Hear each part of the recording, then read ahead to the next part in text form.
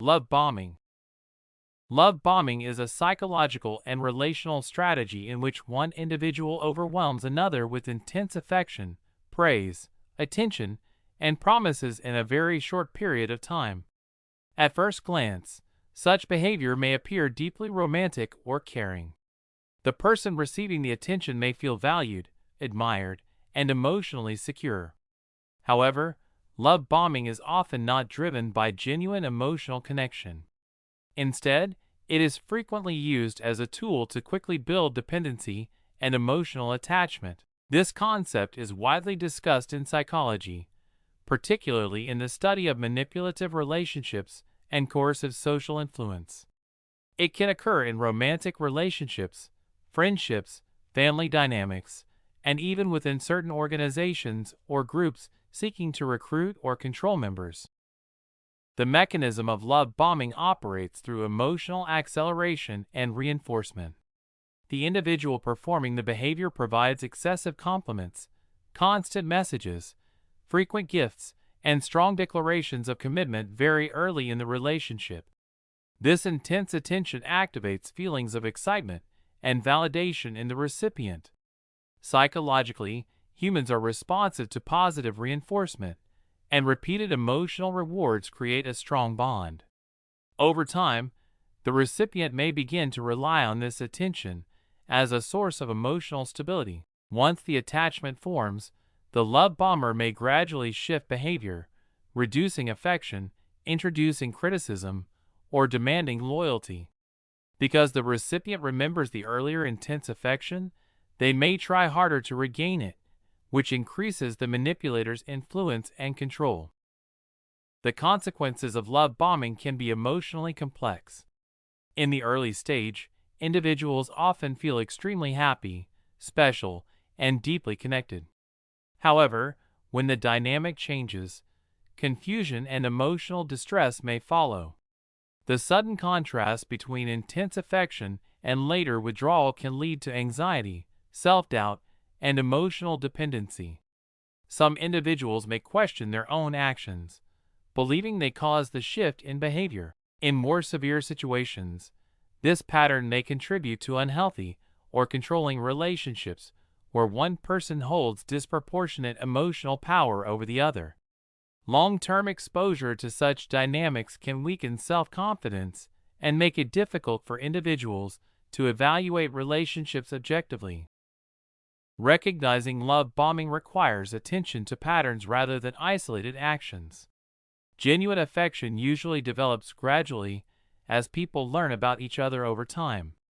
In contrast, love bombing often includes extreme declarations very early, such as intense commitment after minimal interaction, constant communication that leaves little personal space, or overwhelming praise that feels disproportionate to the level of familiarity. Another important indicator is inconsistency. If intense affection is followed by pressure, guilt-tripping, or sudden emotional withdrawal, it may signal a manipulative pattern rather than a healthy connection. Responding effectively involves maintaining personal boundaries and allowing relationships to develop at a natural pace. Taking time to evaluate actions rather than only listening to words can help individuals assess sincerity. Open communication, discussing expectations, and observing whether respect for boundaries exists are also important steps. Support from trusted friends, family members, or mentors can provide external perspectives that help identify unhealthy patterns. Education about relationship dynamics and emotional manipulation further strengthens an individual's ability to respond thoughtfully rather than react impulsively.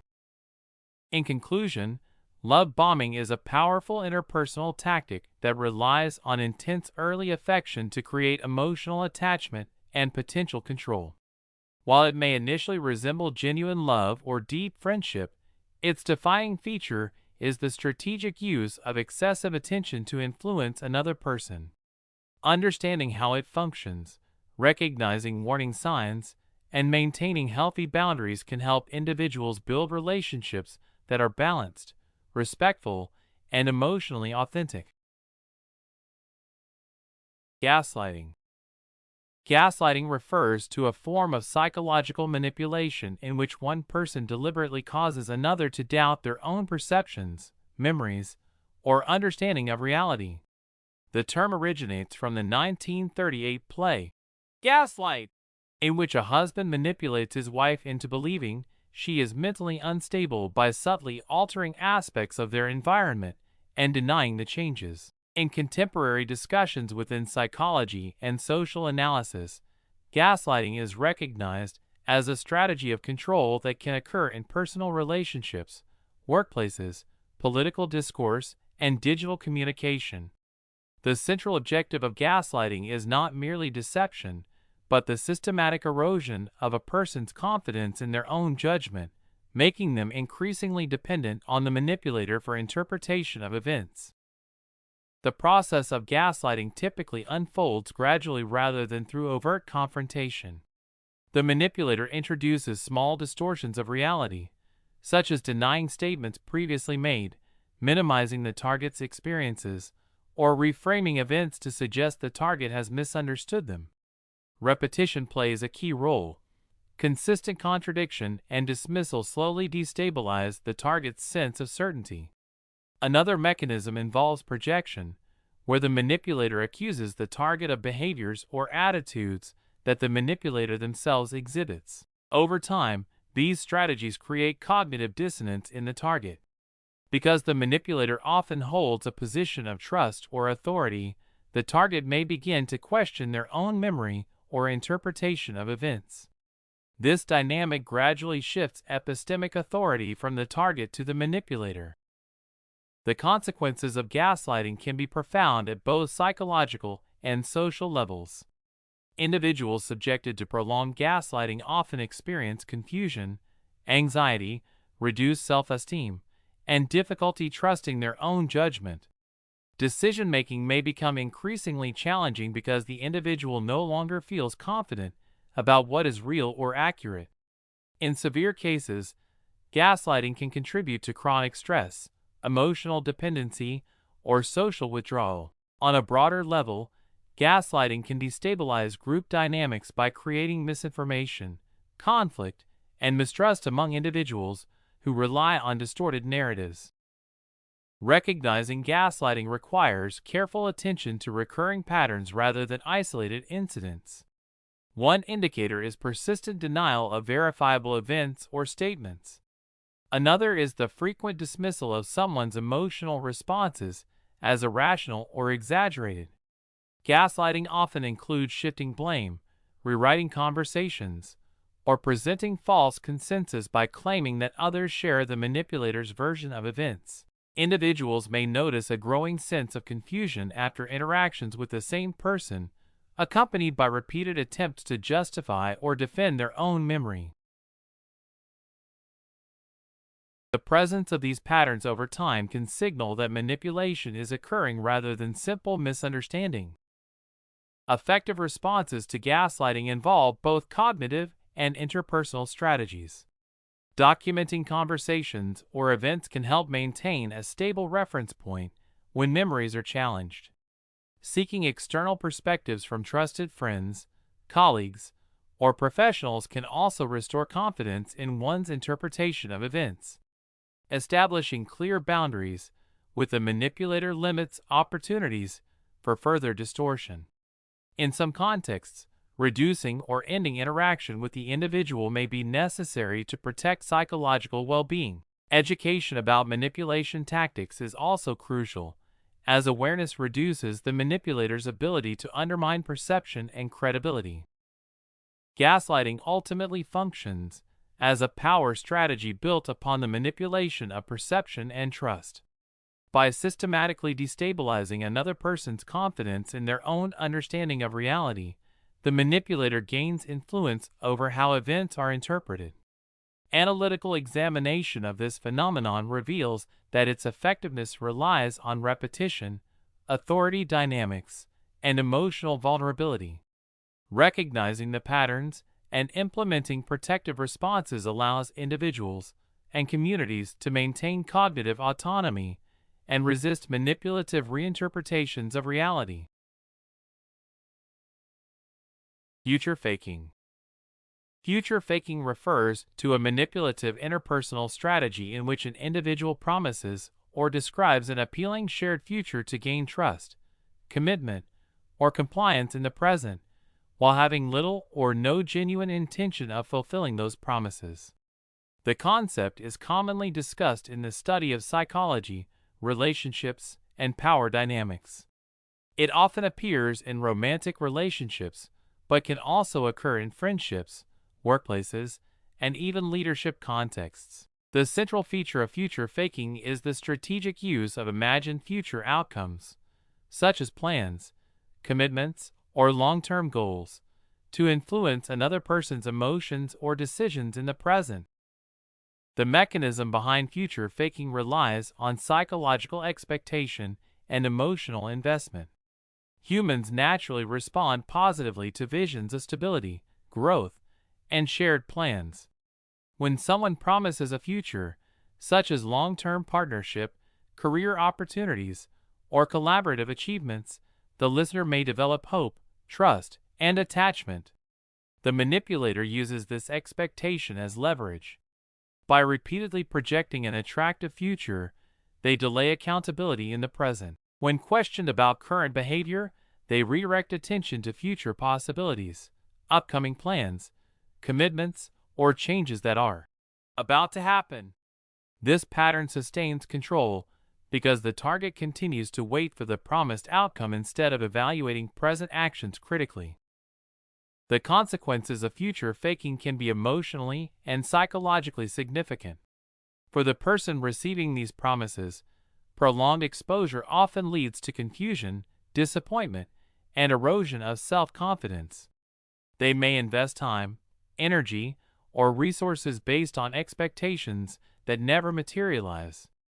Over time, the gap between promises and reality creates cognitive dissonance, where the individual struggles to reconcile hopeful expectations with repeated unmet commitments. In professional environments, future faking can damage team trust and productivity, while in personal relationships it can result in emotional dependency and prolonged unhealthy dynamics.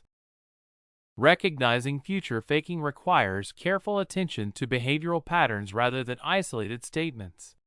One common indicator is the repeated presence of grand or emotionally appealing promises that remain vague or indefinitely postponed. The individual making the promises often avoids specific timelines or concrete steps. Another indicator is inconsistency between words and actions. While the person may frequently talk about long-term plans, such as commitments, projects, or shared goals, there is little observable progress toward them. Additionally, when confronted, the manipulator may introduce new promises or future scenarios to maintain hope rather than addressing the immediate issue. Responding effectively to future faking involves strengthening critical awareness and emphasizing present evidence over verbal assurances. One useful strategy is to evaluate commitments based on observable behavior rather than projected outcomes.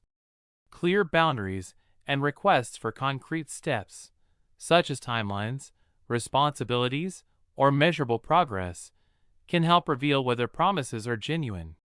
In interpersonal situations, open communication and reflection on recurring patterns are essential. Support from trusted peers, mentors, or professional guidance may also assist individuals in reassessing the relationship or situation objectively. In conclusion, future faking is a psychological manipulation technique built on the power of imagined futures. By offering attractive promises without genuine intent, the manipulator secures present advantage while postponing accountability. Understanding how this strategy operates allows individuals to identify inconsistencies between promises and actions. Through awareness, critical evaluation, and firm boundaries, people can protect themselves from the emotional and practical consequences associated with this deceptive practice. Silent treatment. Human communication relies on the exchange of words, emotions, and reactions. When this exchange is deliberately withdrawn, a phenomenon known as the silent treatment occurs. The silent treatment refers to the intentional refusal to speak, respond, or acknowledge another person as a way to express anger, control, punishment, or emotional withdrawal. It commonly appears in interpersonal relationships such as friendships, family interactions, and romantic partnerships. While silence can sometimes be a healthy pause during conflict, the silent treatment becomes problematic when it is used as a strategy to manipulate, avoid responsibility, or exert psychological pressure on another person. The mechanism of the silent treatment operates through social and emotional deprivation. Humans naturally seek recognition, response, and validation in communication. When one person deliberately ignores another, refusing eye contact, responses, or interaction, the brain interprets this as social rejection. This reaction activates psychological discomfort similar to physical pain. The individual using silence often aims to gain power in the interaction by forcing the other person to feel uncertain or anxious. Instead of addressing the conflict directly, communication is replaced by emotional distance. In many cases, the person applying the silent treatment expects the other person to apologize, change behavior, or feel guilty without any verbal explanation. As a result, silence becomes a nonverbal form of communication that conveys disapproval or control. The effects of the silent treatment can be emotionally and psychologically significant.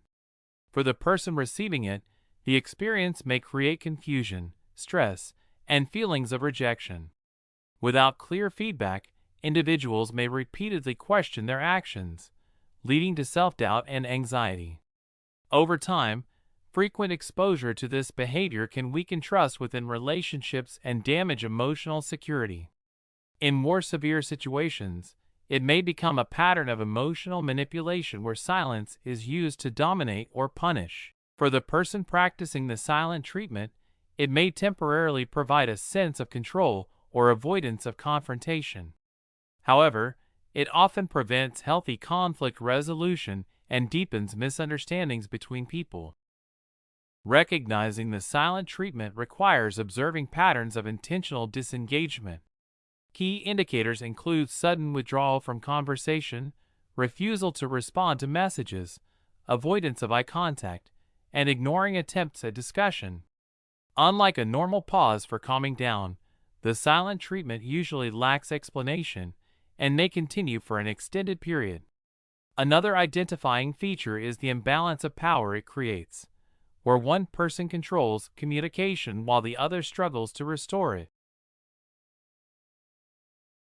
Understanding these patterns helps differentiate between healthy emotional space and manipulative silence. Responding effectively to the silent treatment involves constructive communication and emotional awareness. One useful strategy is calmly acknowledging the situation and expressing willingness to talk when the other person is ready. Maintaining personal boundaries is also important, as repeatedly chasing responses may reinforce the dynamic. Encouraging open dialogue and focusing on problem-solving rather than blame can gradually reduce reliance on silence as a conflict tool. In some cases, mediation, counseling, or guided communication techniques may help individuals learn healthier ways to express frustration or disagreement. In conclusion, the silent treatment is a complex communication behavior that operates through emotional withdrawal rather than direct expression. Although silence can sometimes serve as a moment for reflection, its deliberate use as a tool of punishment or control can harm relationships and psychological well-being.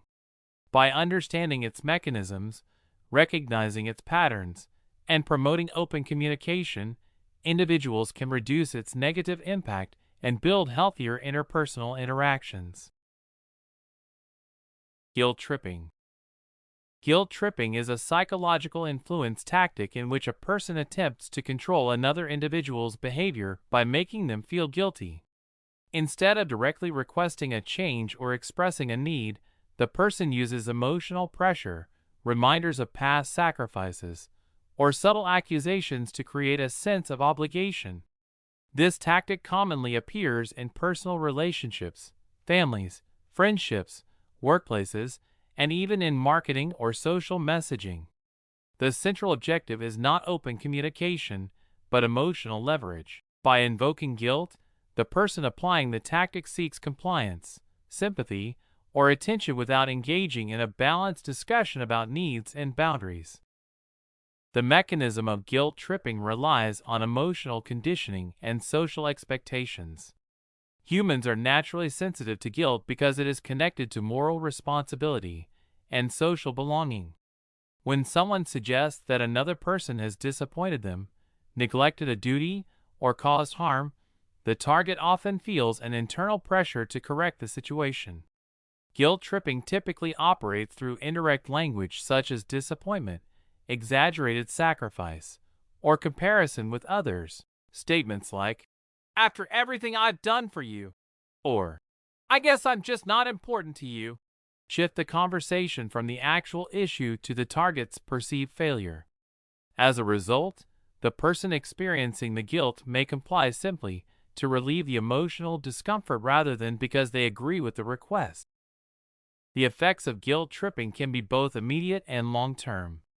In the short term, it often produces compliance, which is why the tactic continues to be used. However, repeated exposure can lead to resentment, emotional fatigue, and weaken trust in relationships. The person being guilt-tripped may feel manipulated, undervalued, or constantly responsible for another person's emotional state. Over time, this dynamic can create unhealthy power imbalances. Individuals subjected to persistent guilt tripping may develop anxiety, reduce self-confidence, or difficulty setting boundaries. Relationships influenced by this pattern often shift from mutual respect toward obligation and emotional pressure. Recognizing guilt tripping requires attention to both language and emotional patterns. One common indicator is the use of indirect blame rather than clear communication. Instead of stating a need directly, the person may express sadness or disappointment in a way that implies the other person is responsible. Another sign is disproportionate emotional reactions to small decisions, such as making someone feel morally wrong for prioritizing their own needs. Repeated references to past favors, sacrifices, or comparisons with others can also signal guilt-based persuasion. Importantly, the target often feels compelled to apologize or change behavior even when the request itself may be unreasonable. Responding effectively to guilt tripping involves maintaining emotional awareness and establishing boundaries. One useful strategy is separating the emotional message from the actual request. By calmly asking for clarification, individuals can redirect the conversation toward direct communication. Assertive responses such as acknowledging feelings without accepting unfair blame can reduce the manipulative impact. For example, recognizing another person's disappointment while still maintaining one's decision prevents the guilt mechanism from controlling the outcome. Long-term solutions may include setting consistent boundaries, encouraging honest dialogue, and avoiding automatic compliance driven by emotional pressure. In conclusion, guilt tripping functions as a subtle yet powerful form of emotional manipulation. It operates by exploiting the human tendency to avoid guilt and maintain social harmony. While it may produce short-term compliance, its long-term effects often damage trust, autonomy, and emotional well-being. Understanding how guilt tripping works, recognizing its signs, and responding with clear communication and boundaries are essential for maintaining balanced and respectful relationships. Emotional blackmail. Emotional blackmail is a psychological manipulation strategy in which one person uses fear, guilt, obligation, or affection to control the behavior of another person. It often occurs in close relationships such as families, friendships, or romantic partnerships, where emotional bonds create vulnerability. Instead of communicating needs openly, The manipulator pressures the other individual to comply with certain demands by implying that failure to do so will lead to negative emotional consequences. Because it operates through feelings rather than direct force, emotional blackmail can be difficult to recognize and even harder to resist.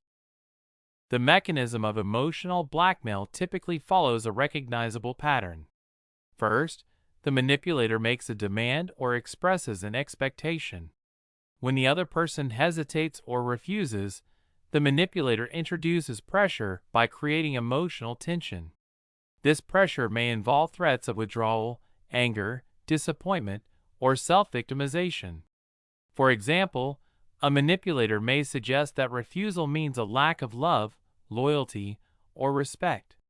Over time, this pattern conditions the targeted person to associate disagreement with guilt or fear of losing the relationship. As a result, the individual may comply simply to restore emotional harmony, even when the demand is unreasonable. The consequences of emotional blackmail can be significant for both individuals and relationships. The person being manipulated often experiences anxiety, confusion, and reduced self-confidence. Constant exposure to guilt-based pressure may lead to emotional exhaustion and a diminished ability to make independent decisions. In the long term, this dynamic can weaken trust and create resentment. Relationships affected by emotional blackmail may appear stable on the surface, yet they often rely on imbalance and control rather than mutual respect. For the manipulator, relying on such tactics prevents healthy communication and reinforces unhealthy behavioral patterns. Recognizing emotional blackmail requires awareness of certain warning signs. A key indicator is the repeated use of guilt or fear to influence decisions. Statements that imply blame, such as suggesting that someone is selfish for setting boundaries, can signal manipulation. Another sign is the presence of conditional affection, where approval or kindness is offered only when the person complies with demands. Emotional blackmail also often includes exaggerated reactions, such as dramatic disappointment or anger when expectations are not met.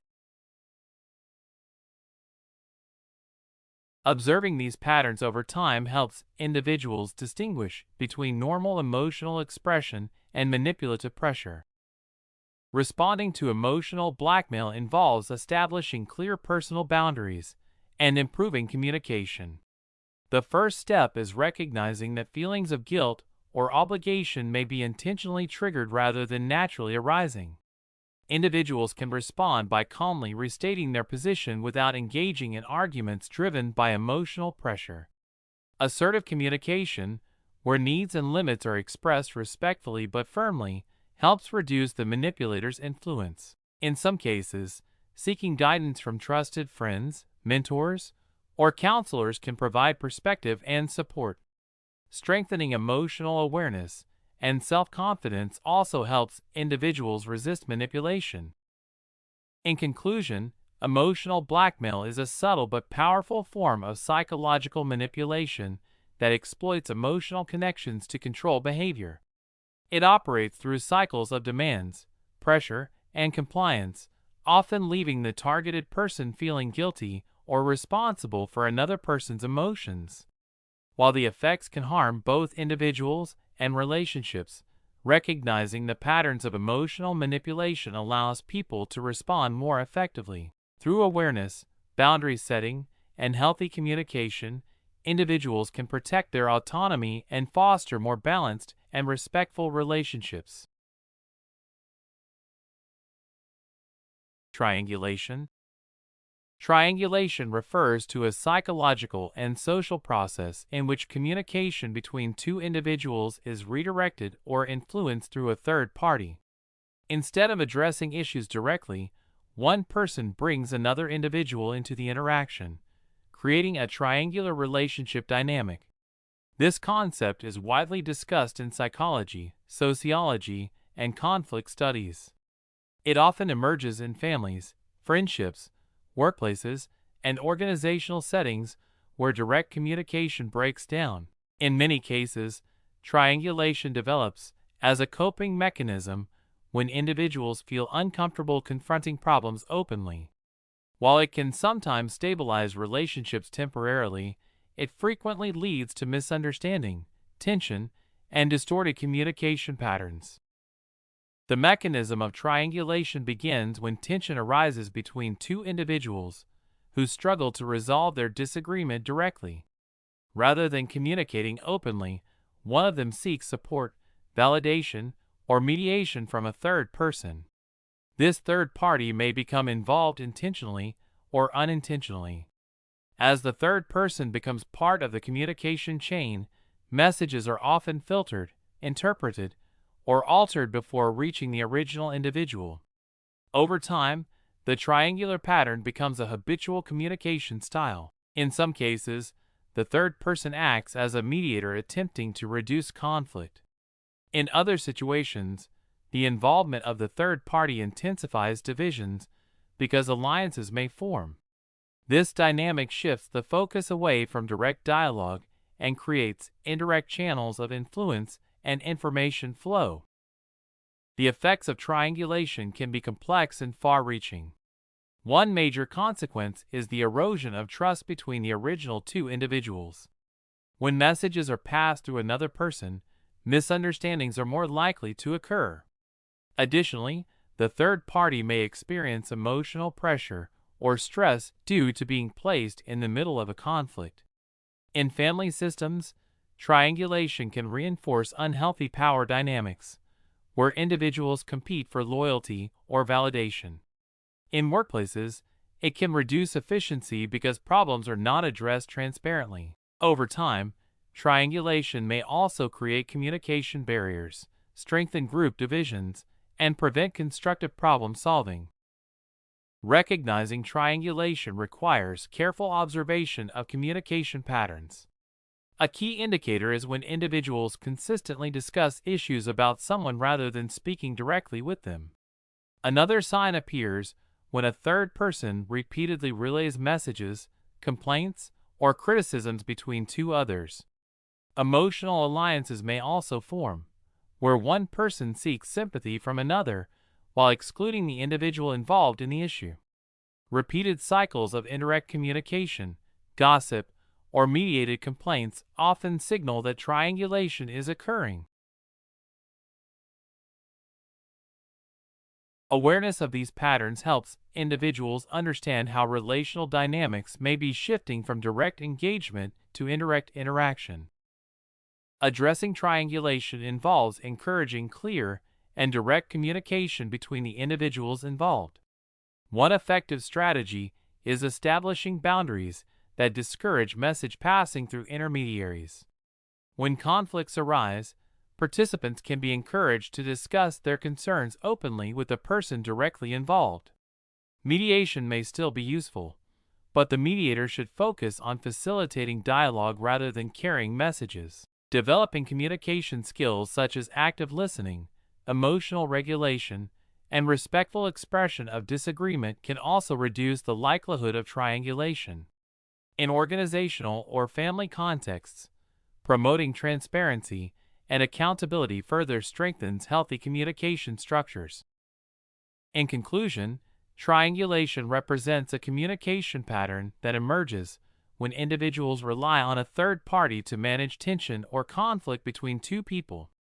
Although it may initially appear to ease interpersonal stress, it often produces long-term complications such as mistrust, misunderstanding, and relational imbalance. By recognizing the signs of triangulation and promoting direct communication, individuals and groups can reduce its negative effects and build more stable and constructive relationships. Projection. Projection is a psychological defense mechanism discussed in the field of psychology, particularly within psychoanalytic theory. It refers to a process in which an individual unconsciously attributes their own unwanted feelings, impulses, or traits to another person.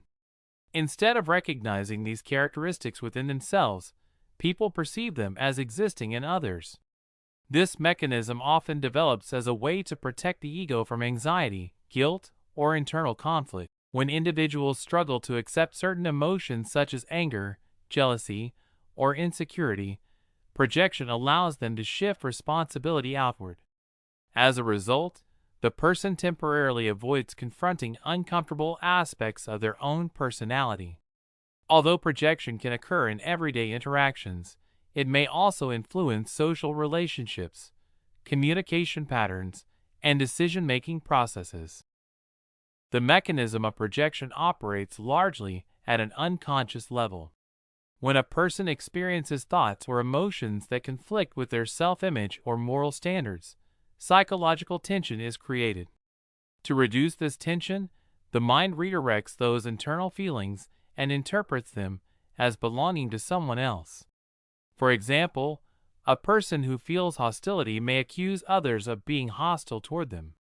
This mental process helps the individual maintain a sense of psychological stability without directly addressing the internal issue. Over time, repeated use of projection can become habitual, shaping the way individuals interpret the behavior and intentions of others. In group settings, projection may also contribute to misunderstandings, stereotyping, or interpersonal conflict. The effects of projection can influence both personal and social dynamics. At the individual level, it can prevent self-awareness and hinder emotional growth because the person avoids recognizing their own motivations or behaviors. Misinterpretations created by projection may lead to unnecessary arguments, mistrust, or damaged relationships. In professional or organizational environments, projection can affect teamwork if individuals blame colleagues for issues that originate from their own insecurities or mistakes. At a broader level, projection may also play a role in prejudice or group conflict when negative qualities are attributed to others without evidence. Therefore, while projection temporarily reduces internal discomfort, it often produces longer-term social and psychological consequences. Recognizing projection requires careful observation of patterns in behavior and communication. Individuals who frequently accuse others of specific negative traits or intentions may be expressing feelings that originate within themselves. Sudden, strong reactions toward minor actions can also signal the presence of projection. Psychological self-reflection, feedback from others, and professional counseling can help identify this pattern. Awareness increases when individuals examine their emotional responses and consider whether their interpretations are supported by objective evidence. In educational or workplace contexts, reflective practices and open dialogue can assist people in distinguishing between genuine external problems and internal emotional reactions. Addressing projection involves developing strategies that encourage self-awareness and emotional regulation. Techniques such as mindfulness, journaling, and constructive feedback help individuals reflect on their own thoughts before attributing them to others. Psychological counseling or therapy may also support individuals in exploring underlying fears or insecurities that trigger projection. In social or organizational settings, clear communication, empathy, and conflict resolution practices can reduce misunderstandings caused by projected assumptions. Encouraging critical thinking and emotional intelligence allows individuals to examine their perceptions more carefully and respond more constructively. Through consistent reflection and supportive environments, the impact of projection can gradually be reduced. In conclusion, projection is a psychological process that shifts internal feelings onto others in order to protect the individual from discomfort or self-criticism. While it may temporarily ease emotional tension, it often distorts perception and creates interpersonal difficulties. Understanding how projection works, recognizing its signs, and applying reflective strategies are essential steps toward improving personal awareness and social relationships. By acknowledging internal emotions rather than transferring them outward, individuals can develop healthier communication patterns and stronger psychological resilience. Mirroring. Mirroring is a behavioral and psychological phenomenon in which an individual unconsciously or deliberately imitates the gestures, speech patterns, attitudes, or emotional expressions of another person. It commonly occurs during social interactions and communication, serving as a subtle mechanism that strengthens interpersonal connection. In psychology and communication studies, mirroring is considered an important aspect of human social behavior because it helps people build rapport and mutual understanding. From casual conversations to professional negotiations, individuals often mirror each other without being aware of it. This natural tendency reflects the human brain's inclination to synchronize behavior with others in order to create harmony within social environments. The mechanism of mirroring is closely linked to cognitive and neurological processes. Research in neuroscience suggests that specialized brain cells, commonly referred to as mirror neurons, activate both when a person performs an action and when they observe someone else performing the same action. These neurons allow individuals to internally simulate the actions and emotions of others. As a result, people may copy posture, tone of voice, facial expressions, or language patterns during interaction. For example, if one person leans forward while speaking, the other person may subconsciously do the same. This synchronization occurs because the brain continuously interprets social signals and adapts behavior accordingly to maintain effective communication and empathy. The effects of mirroring can be both beneficial and influential in social relationships. Positive mirroring often strengthens trust, empathy, and cooperation between individuals. In professional environments, leaders or negotiators may intentionally use mirroring techniques to build rapport with colleagues or clients. In everyday conversations, mirroring helps people feel understood and socially connected. However, excessive or manipulative mirroring can sometimes produce negative consequences. When used deliberately to influence others, it may become a persuasive tactic that affects decision-making or emotional responses. Additionally, obvious or exaggerated imitation can create discomfort or suspicion, weakening rather than strengthening social bonds. Recognition of mirroring involves observing patterns of behavioral similarity between interacting individuals. Signs may include similar body language, synchronized movements, matching speech rhythms, or repeated vocabulary choices. For instance, two people engaged in a comfortable conversation may gradually adopt comparable postures or gestures.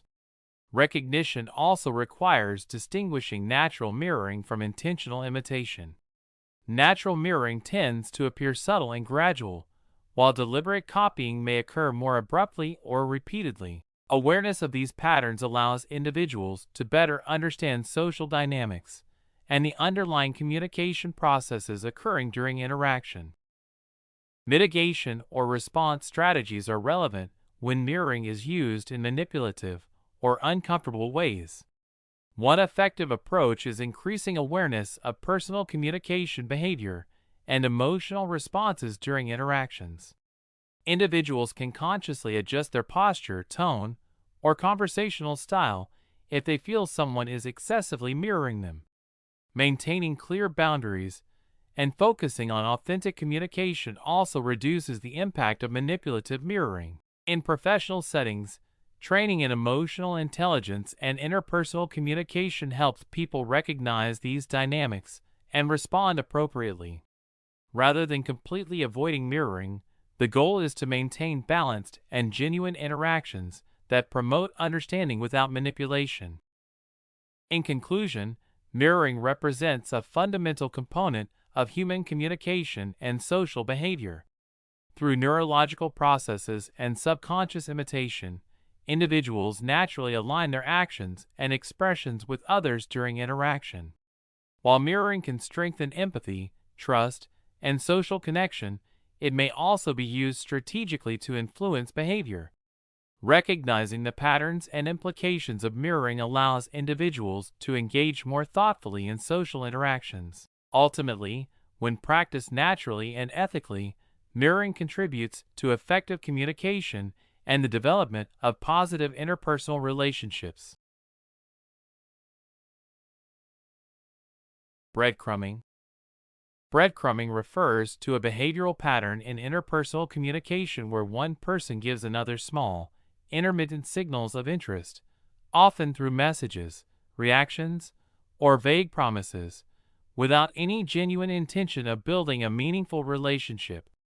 The term originates from the fairy tale concept of leaving breadcrumbs along a path, symbolizing scattered hints that keep someone following but never lead to a clear destination. In modern digital culture, especially within social media and online dating environments, breadcrumbing has become a recognizable relational phenomenon. It often occurs when individuals maintain minimal engagement to keep another person emotionally invested while avoiding commitment or deeper interaction. The mechanism of breadcrumbing operates through irregular reinforcement. The person who engages in breadcrumbing provides occasional attention, such as liking posts, sending short messages, or making ambiguous plans, after periods of silence.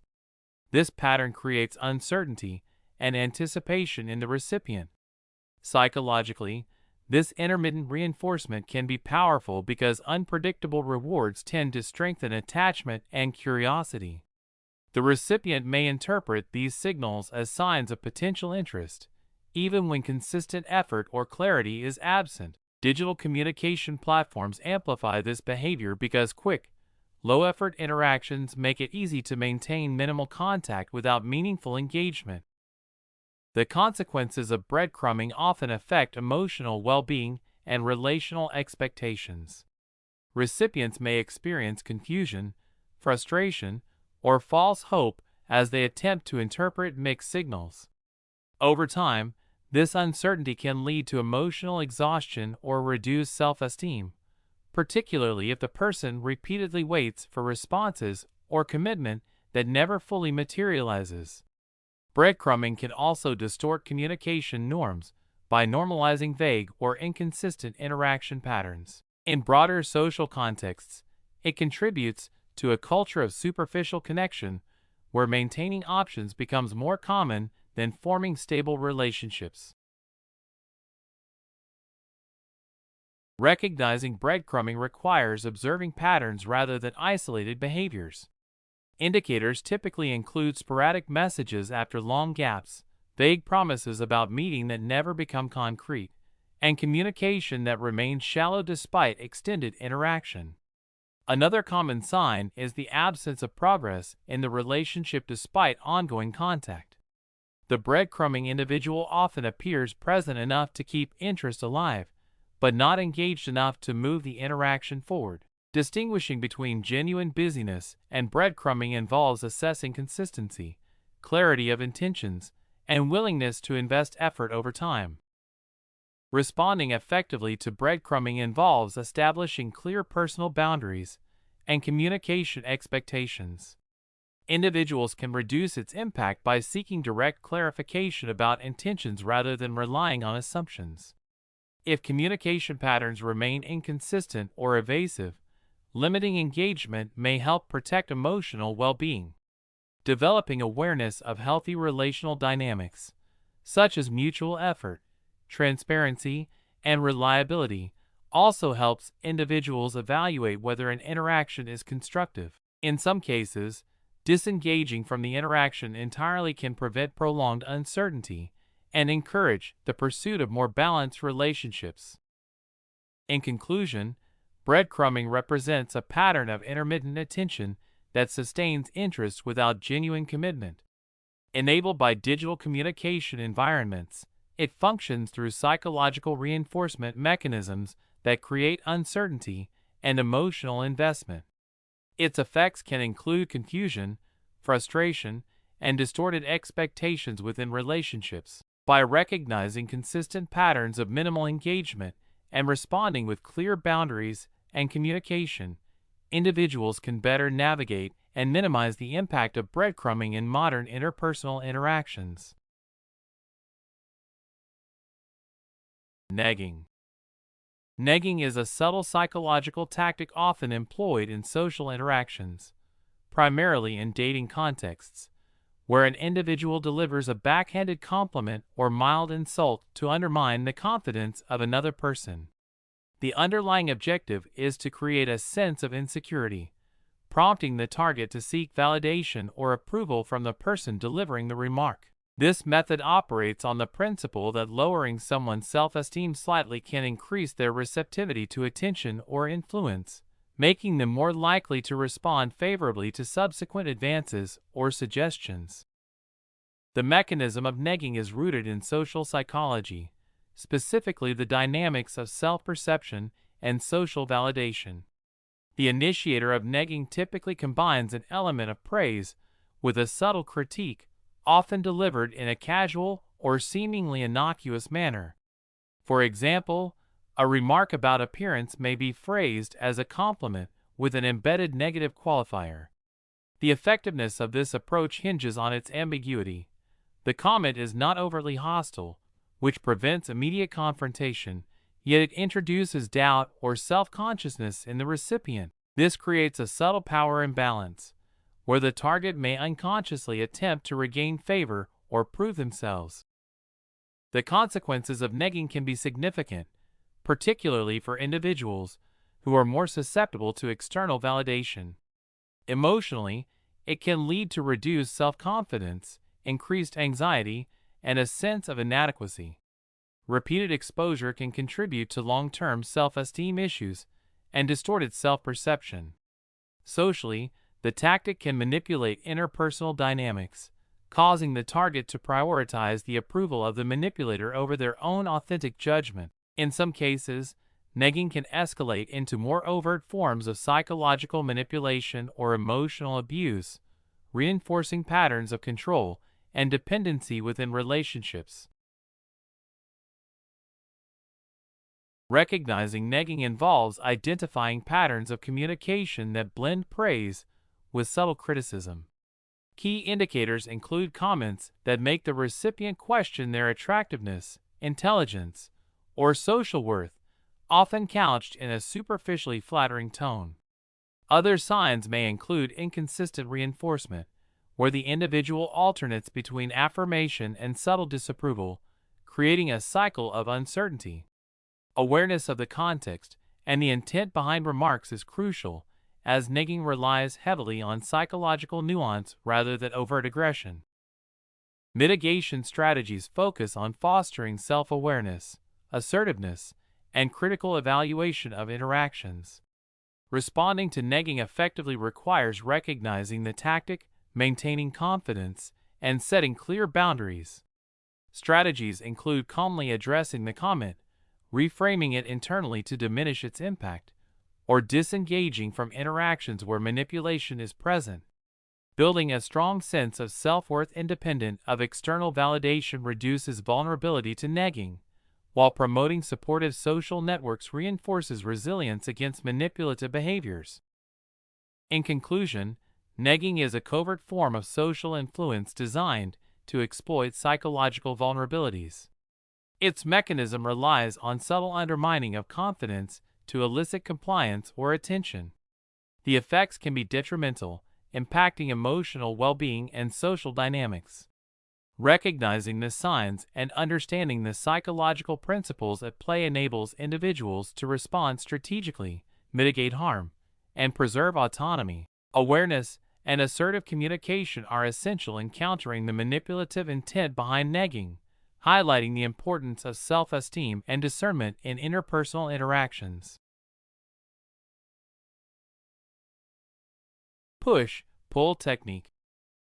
The push-pull technique is a psychological and behavioral strategy often employed in interpersonal relationships, negotiations, and sales to influence attitudes and responses. At its core, it involves alternating between offering attention, approval, or incentives, the push, and withdrawal, challenge, or withholding, the pull, to elicit desired behaviors. This method relies on the natural human tendencies toward reward seeking and avoidance of loss, making it a powerful tool when used consciously and strategically. Its applications span from marketing campaigns designed to create urgency or desire, to social interactions where influence and emotional leverage are sought. The mechanism of the push-pull technique operates on principles of tension and relief.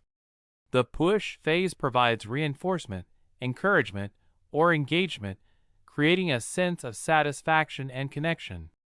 Conversely, the pull phase introduces an element of distance, challenge, or scarcity, often inducing a response such as pursuit, reflection, or adaptation.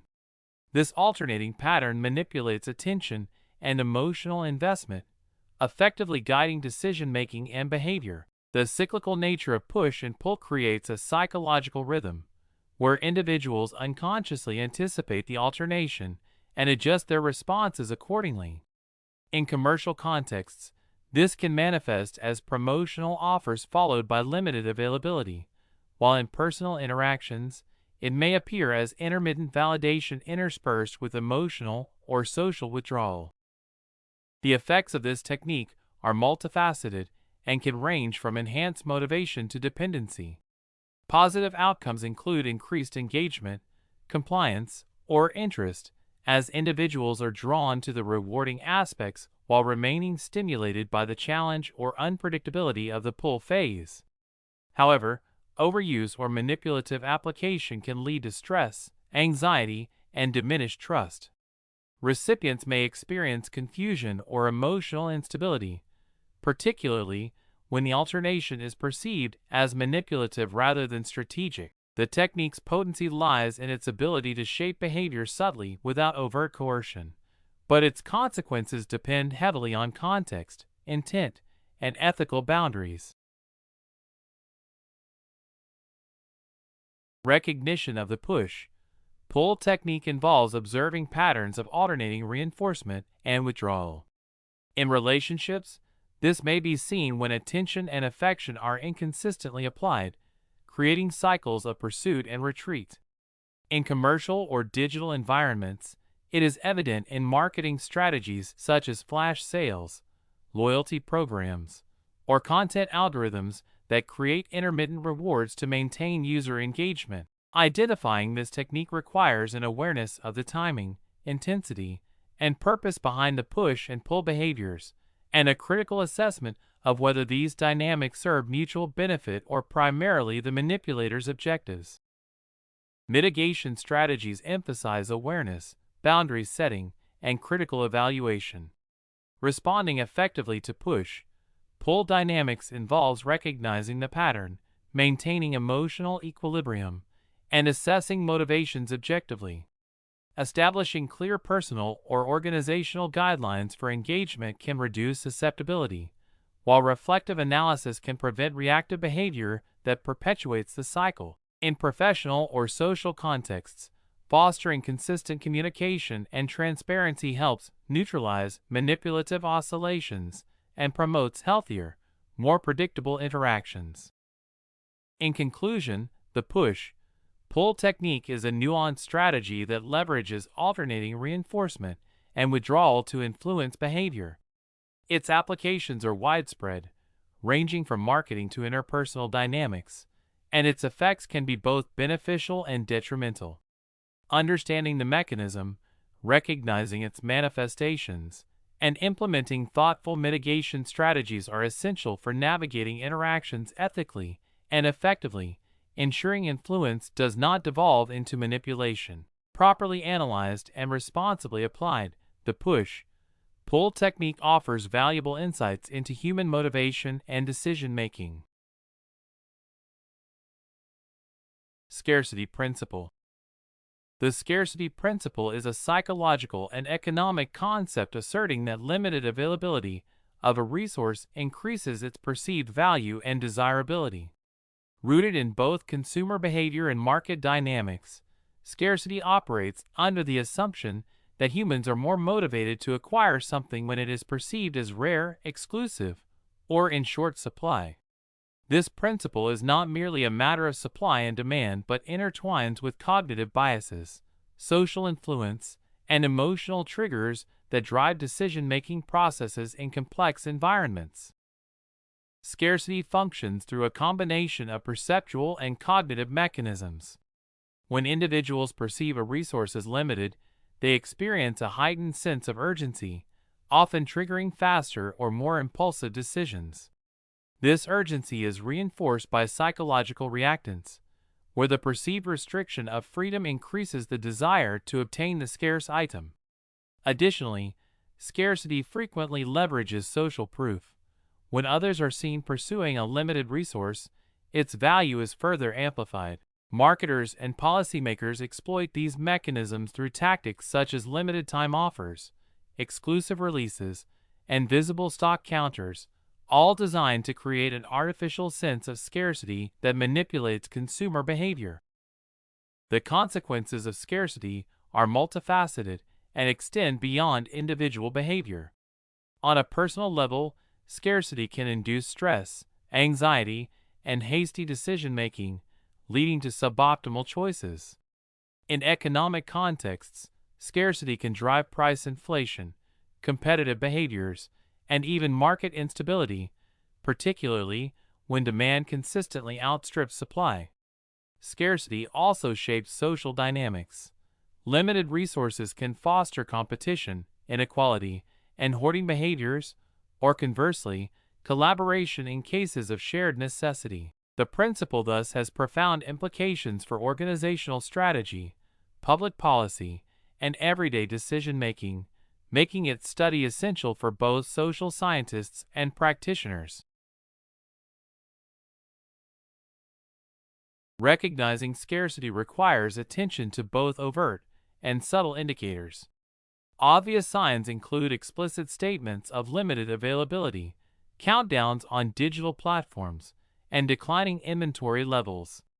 More nuanced cues involve social cues such as observing others' demand, or noticing sudden changes in accessibility or exclusivity. Awareness of these indicators allows individuals to critically evaluate the authenticity of scarcity claims and to avoid being unduly influenced by artificial scarcity tactics that exploit psychological biases rather than actual limitations. Mitigation strategies focus on reducing impulsive responses to scarcity and promoting rational evaluation. These include delaying decisions to allow for reflection, conducting comparative analyses to assess true value, and maintaining awareness of common marketing manipulations. On an organizational level, transparent communication about availability, equitable distribution of resources, and designing systems that prevent artificial scarcity can reduce negative social and economic effects. Education on cognitive biases and decision-making frameworks further empowers individuals to navigate scarcity without succumbing to reactive behaviors. In conclusion, the scarcity principle is a powerful driver of human perception and behavior, influencing both personal and collective decisions. Its effectiveness stems from deep-seated psychological responses to limited resources, amplified by social and environmental cues. While scarcity can enhance motivation and value recognition, it also carries risks of stress, impulsivity, and inequity.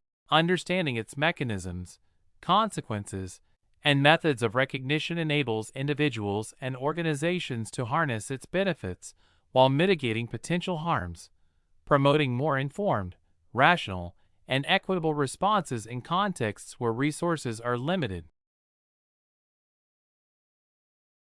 Authority bias. Authority bias is a cognitive tendency where individuals attribute greater accuracy, credibility, or importance to the opinions and directives of authority figures, often at the expense of independent judgment. This bias stems from social and evolutionary mechanisms that historically promoted deference to leaders, experts, or elders, ensuring group cohesion and survival. While deference to expertise can be adaptive, excessive reliance on authority can distort decision-making, compromise critical thinking, and propagate errors on both individual and collective levels. The mechanism underlying authority bias involves both psychological and social processes. Psychologically, humans are wired to respond to hierarchical cues, such as titles, uniforms, or credentials, which signal competence and legitimacy. Social conformity reinforces this response. People tend to align with authoritative directives to gain social approval or avoid sanctions. Cognitive shortcuts, like heuristics, also play a role. Trusting authority serves as a mental shortcut to reduce cognitive load, especially in complex or uncertain situations. The combination of these factors makes individuals more likely to accept statements, policies, or instructions from perceived authorities without rigorous evaluation. The effects of authority bias can be far-reaching. In organizational settings, it may lead employees to follow flawed directives from managers, resulting in operational inefficiencies, ethical violations, or legal infractions. In medical contexts, patients might unquestioningly follow recommendations from doctors without seeking second opinions, which can compromise health outcomes. Socially and politically, authority bias can facilitate the spread of misinformation when figures of influence endorse false claims. At a societal level, historical events, such as compliance in unethical experiments or authoritarian regimes, demonstrate how authority bias can amplify harmful behaviors when checks and balances are insufficient. Recognition of authority bias requires deliberate reflection on decision-making patterns.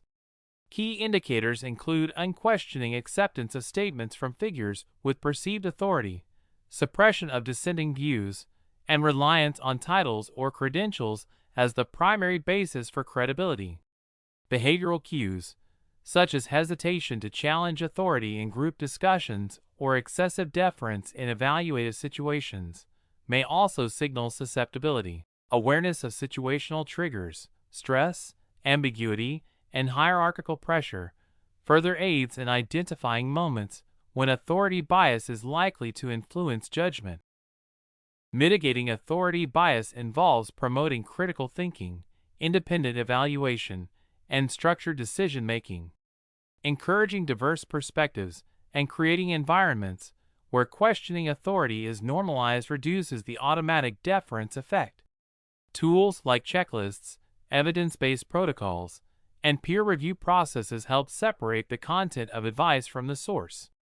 Education on cognitive biases and their social implications empowers individuals to consciously evaluate information. Additionally, organizational practices such as rotating leadership roles, anonymous feedback systems, and fostering psychological safety can reduce undue influence of hierarchical authority on choices. In conclusion, authority bias exemplifies the tension between adaptive social behavior and the pitfalls of uncritical conformity. While deference to expertise can streamline decisions and maintain social order, unchecked reliance on authority can lead to systematic errors, ethical compromises, and poor outcomes. Analytical awareness of its mechanisms, effects, and triggers, combined with proactive mitigation strategies, is essential for enhancing judgment, accountability, and resilience in personal, organizational, and societal contexts. Understanding authority bias is not only a matter of cognitive hygiene, but also a prerequisite for cultivating informed, responsible decision-making in complex, hierarchical environments. Social proof manipulation. Social proof manipulation is a psychological tactic that leverages the human tendency to conform to the behavior of others. It operates on the principle that individuals often look to the actions, opinions, or endorsements of others when determining their own choices, particularly in situations of uncertainty. By artificially creating the perception that a majority of people endorse a product, idea, or behavior, manipulators can influence decisions without directly addressing the logical reasoning of the target audience. This method is prevalent in marketing, social media, politics, and online platforms, where metrics such as likes, reviews, ratings, and follower counts can be easily exaggerated or fabricated to shape perception. The mechanism of social proof manipulation relies on several psychological principles. Conformity, the tendency to align one's behavior with the group, is central. Authority bias may also enhance the effect when perceived experts or popular figures are shown endorsing a product or opinion. Social proof often employs tactics such as false reviews, inflated engagement statistics, staged testimonials, and viral content amplification. By presenting selective information that implies widespread approval or consensus, manipulators exploit the cognitive shortcut known as heuristic processing, where individuals make decisions based on perceived social consensus rather than critical analysis. The effects of social proof manipulation are multifaceted and can be both immediate and long-lasting. At the individual level, it may result in impulsive purchases, misinformed beliefs, or conformity to harmful behaviors. On a broader scale, manipulation of social proof can distort public opinion, amplify misinformation, and create echo chambers that reinforce biased thinking. In commercial contexts, consumers may experience financial loss or reduced satisfaction due to decisions based on misleading indicators of popularity. The cumulative societal consequence is a weakening of informed decision-making and an increased vulnerability to exploitation by commercial or political actors. Recognition of social proof manipulation requires critical awareness and analytical skills. Indicators include unusually high or suspicious engagement metrics, repetitive patterns in endorsements, and a lack of verifiable sources. Anomalies in reviews, such as generic language, timing clusters, or excessive positivity, may suggest artificial influence.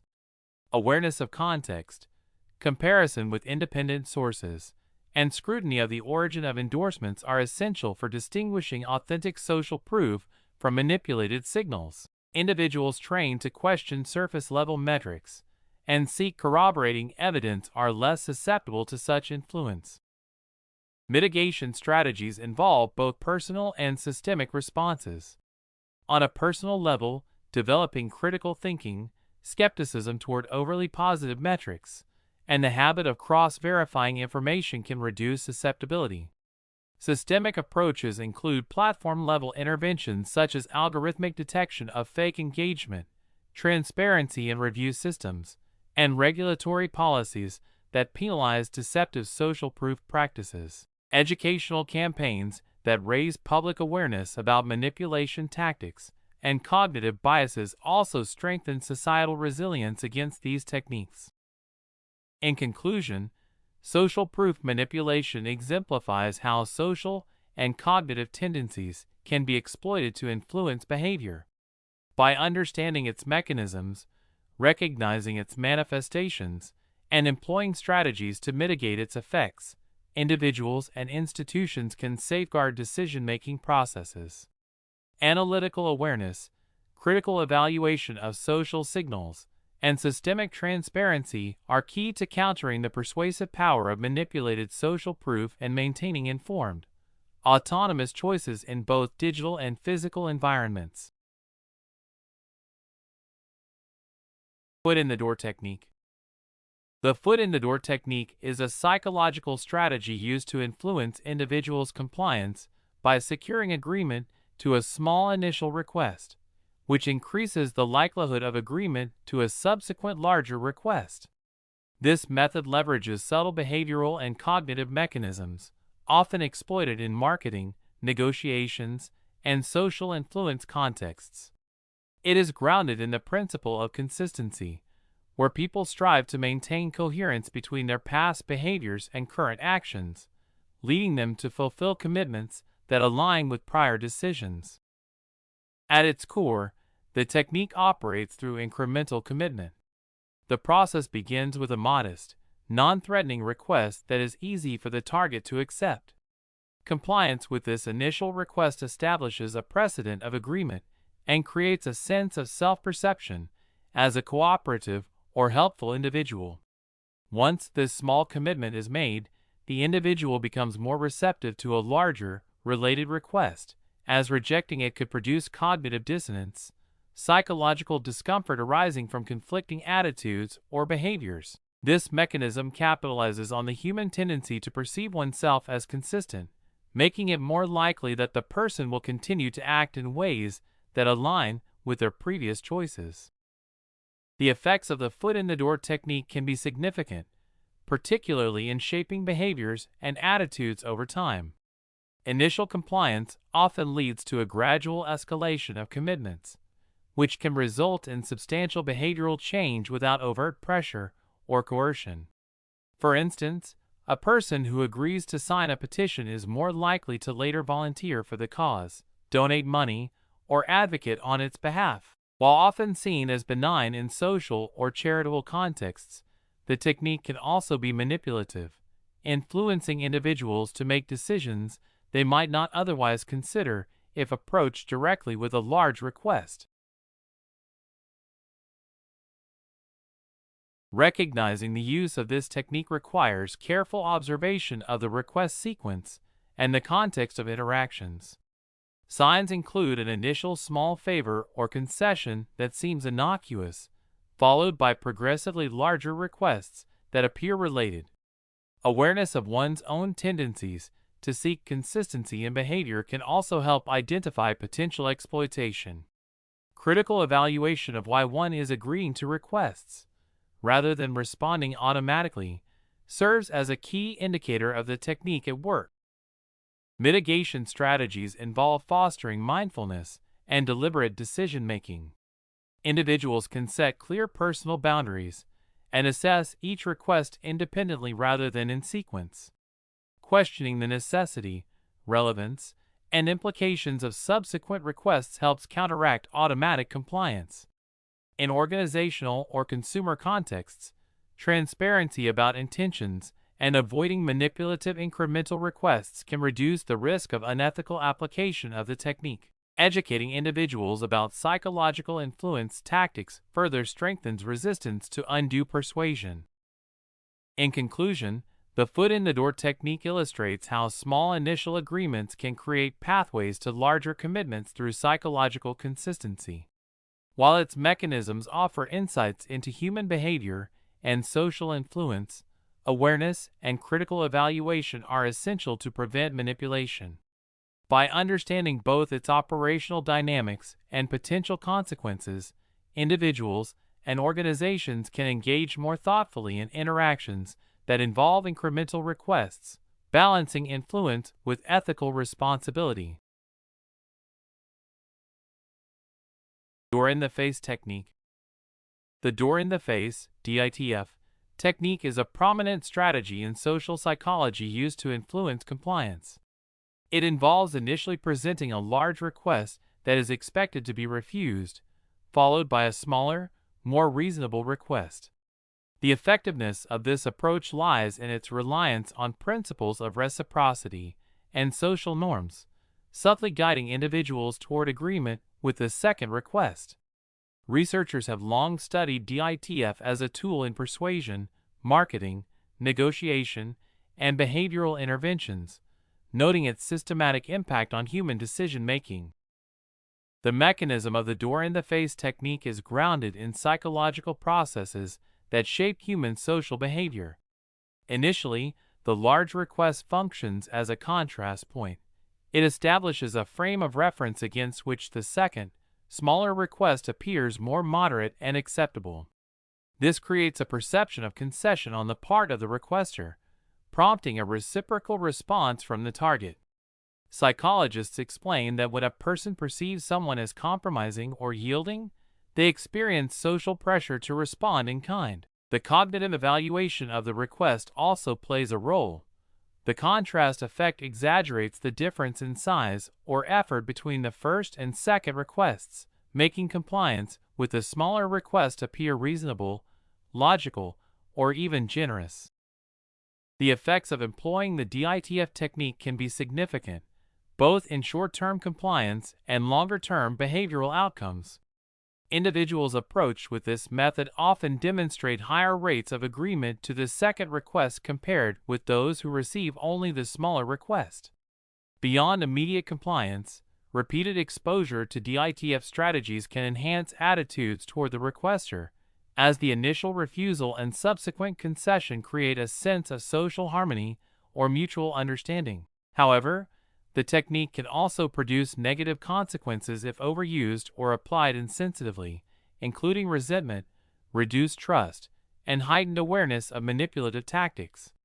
Therefore, the ethical application of DITF is crucial to maintain relational integrity. Recognition of the door-in-the-face technique involves observing the structure and sequencing of requests in interpersonal interactions. Indicators include an initial exaggerated request that is unlikely to be accepted, followed by a second request that appears substantially smaller or more reasonable. The timing and phrasing often signal the intention to induce reciprocity. Social psychologists note that individuals are more likely to recognize DITF when they are informed about compliance techniques or when the contrast between the requests is highly pronounced. Understanding the psychological cues, such as verbal emphasis, emotional framing, and body language, further aids in identifying attempts at persuasion using this method. Mitigation and response strategies focus on maintaining autonomy and evaluating requests objectively. Awareness of DITF principles allows individuals to consciously separate the size of the request from the willingness to comply. Techniques include pausing before responding, critically assessing the merits of each request independently, and employing assertive refusal when necessary. Educating people about social influence tactics and promoting reflective decision-making can reduce susceptibility to this technique without damaging social relationships. In professional settings, establishing clear policies and guidelines also helps prevent undue compliance based on psychological pressure. In conclusion, the door-in-the-face technique exemplifies the nuanced interplay between social influence and human cognition. Its effectiveness derives from psychological principles of reciprocity, contrast, and perceived concession, which can be leveraged to increase compliance. Understanding its mechanisms, recognizing its application, and implementing mitigation strategies are essential for both ethical use and resistance to undue influence. The analytical study of DITF underscores the importance of awareness and critical thinking in navigating persuasive interactions in everyday life. Lowball technique. The lowball technique is a psychological strategy commonly employed in persuasion, sales, and negotiation contexts.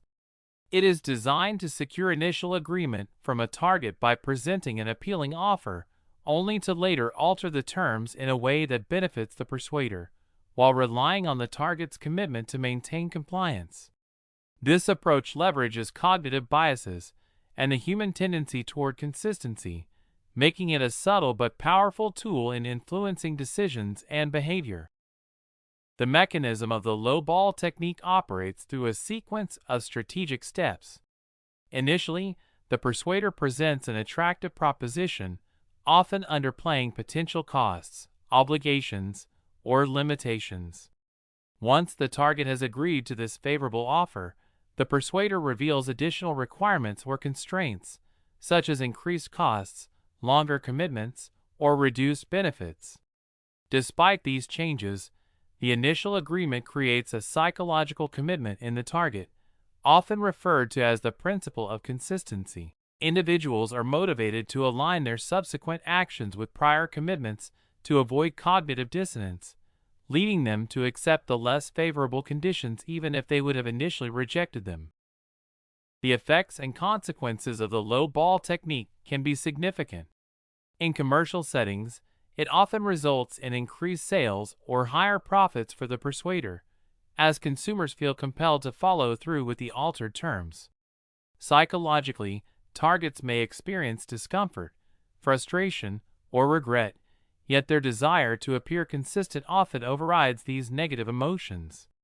In interpersonal or organizational contexts, reliance on this technique can erode trust over time if the manipulative intent becomes apparent, potentially damaging long-term relationships. Additionally, habitual exposure to lowballing can cultivate skepticism and resistance, diminishing its effectiveness in the future.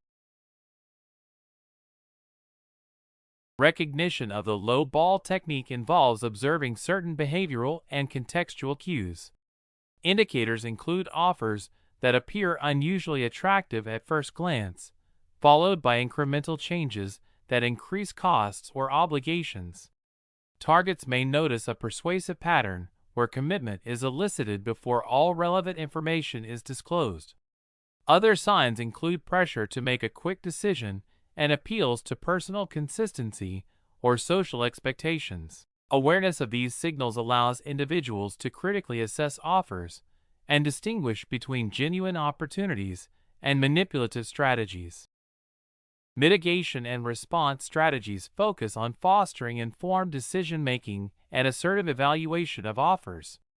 Individuals can counter lowballing by requesting full disclosure of terms before agreeing, delaying commitment until all conditions are clear, and maintaining awareness of their susceptibility to consistency pressures. Developing critical thinking skills, such as questioning unexpected changes and evaluating the real value of offers, can reduce the likelihood of being manipulated. In organizational contexts, establishing transparent negotiation protocols and ethical guidelines can limit the use of such techniques and protect both parties from exploitative practices. In conclusion, the low-ball technique is a nuanced form of influence that exploits human cognitive tendencies to secure compliance with modified agreements. While it can be effective in achieving short-term objectives, its use carries psychological and relational consequences.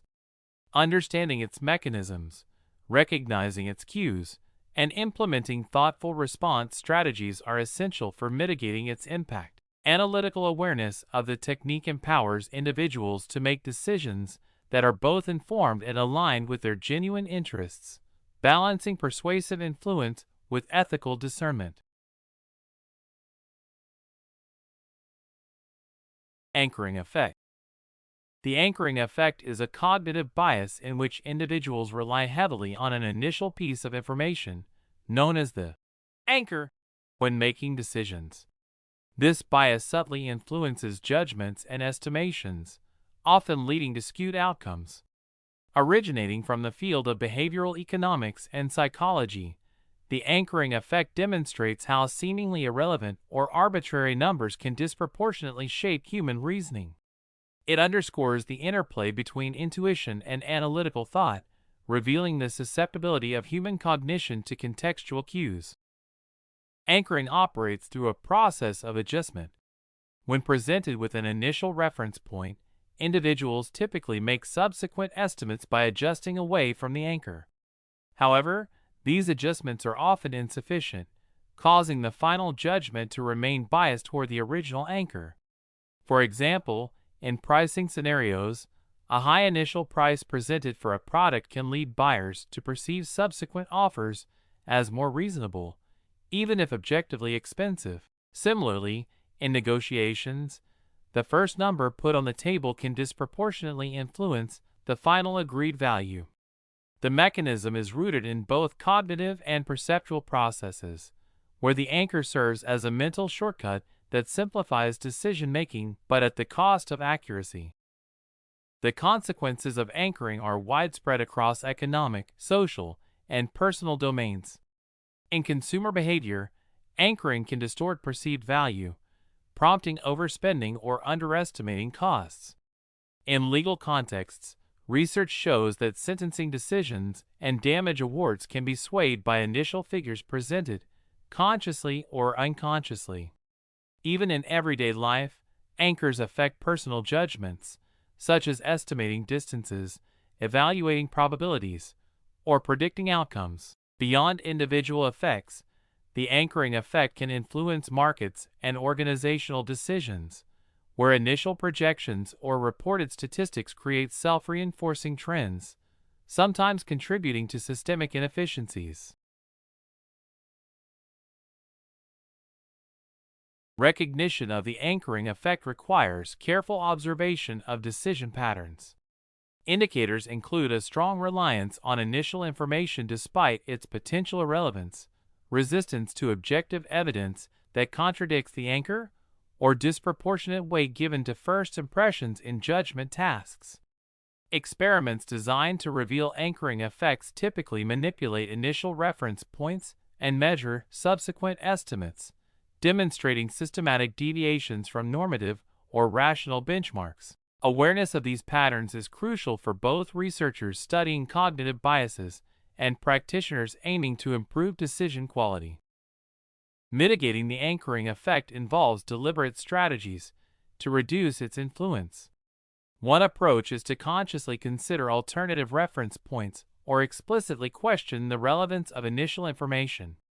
Encouraging analytical reasoning and critical evaluation of data can weaken the automatic reliance on anchors. In professional settings, structured decision-making protocols, blind assessments, or delayed exposure to comparative information can also help. Training programs emphasizing cognitive debussing and reflective thinking have shown promise in enhancing resistance to anchoring, though complete elimination of the effect is rare due to its deeply ingrained nature. In conclusion, the anchoring effect illustrates a fundamental limitation in human judgment: the undue influence of initial information on subsequent decisions. Understanding its mechanisms, recognizing its manifestations, and implementing mitigation strategies are essential for improving decision-making accuracy in personal, professional, and societal contexts. While the effect is pervasive and often unconscious, awareness and structured intervention can reduce its biasing impact, promoting more rational and objective evaluations across a range of scenarios. Framing effect. The framing effect is a cognitive bias wherein people react differently to the same information depending on how it is presented. It demonstrates that the context, wording, or format in which choices or statements are framed can significantly influence decision-making. This bias is pervasive in daily life, from marketing and politics to healthcare and financial planning, highlighting the non-rational elements that guide human judgments. Unlike simple misinformation, the framing effect manipulates perception by altering emphasis, thus impacting evaluation without changing the underlying facts. The mechanism of the framing effect operates through the human brain's reliance on heuristics, mental shortcuts that simplify complex decisions. Positive and negative frames trigger different emotional and cognitive responses. For instance, a statement emphasizing survival rates, 90% of patients survive, evokes optimism, whereas the equivalent statement highlighting mortality rates, 10% of patients die, may provoke fear, despite identical statistical information. This divergence occurs because framing interacts with risk perception, loss aversion, and emotional resonance, revealing that decision-making is influenced as much by presentation as by content. Neurological studies indicate that the amygdala and prefrontal cortex are involved in processing these emotionally laden frames, further linking cognition to effect. The consequences of the framing effect are widespread and consequential. In healthcare, patients' treatment choices may vary dramatically depending on how prognoses are framed. In business, consumers are more likely to purchase a product presented in terms of benefits rather than drawbacks. Political messaging often leverages framing to sway public opinion by highlighting either gains or losses associated with policy decisions. Beyond practical implications, the framing effect underscores a broader vulnerability in human reasoning. Objective evaluation is often secondary to the emotional and perceptual cues embedded in communication. Such biases can lead to systematic errors, suboptimal choices, and even ethical concerns when frames are used manipulatively. Recognition of the framing effect requires attentiveness to language, context, and comparative presentations. Identifying framing involves noticing disparities in reactions to logically equivalent scenarios and critically analyzing wording for positive or negative emphasis.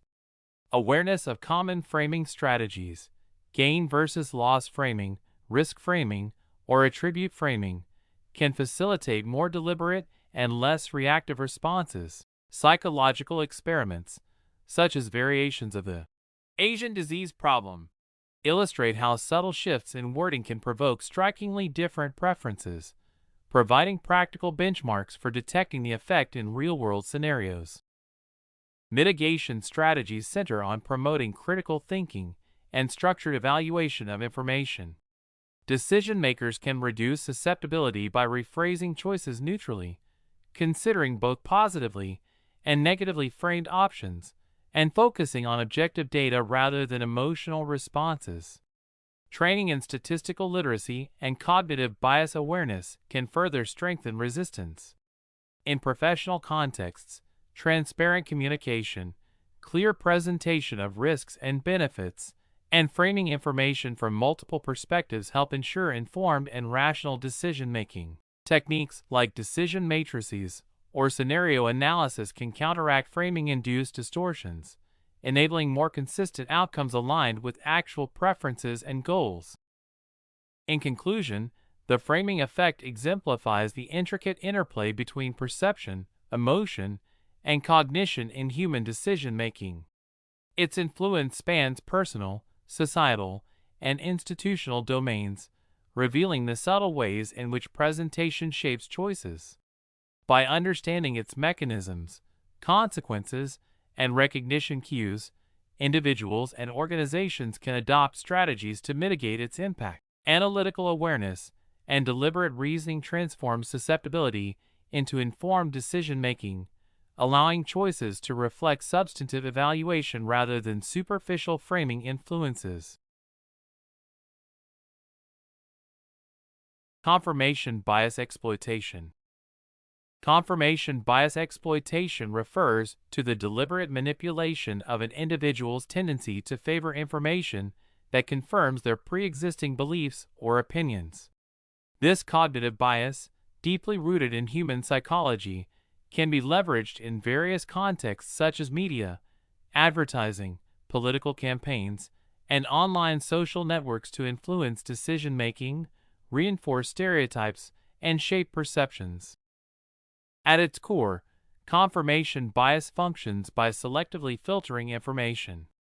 Individuals naturally pay more attention to evidence that aligns with their views while disregarding contradictory data. Exploiters capitalize on this mechanism by presenting curated content that emphasizes supporting arguments and minimizes exposure to opposing perspectives.